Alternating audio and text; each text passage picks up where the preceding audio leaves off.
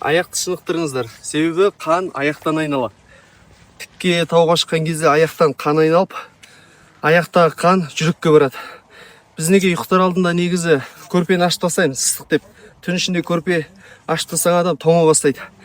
Ал өйткені қан айналмайды ғой. Сондықтан адамның қанын айналдыратын, адамның қанын қыздыратын ол жүрек. Аяқтан қан айналған кезде қан барып жүрекке барады. Жүрек қанды қыздырады. Қызған қанның буы миға барады. Ал сол қанның буы адамға жақсы ой пайда қылады.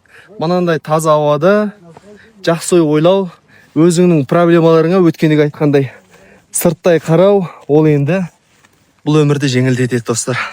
Сонымен өздеріңізбен күрескілеріңіз келсе, әрине уақыт тауып тауға келіңіздер. Тауға шығыңыздар, аяқты шынықтырыңыздар.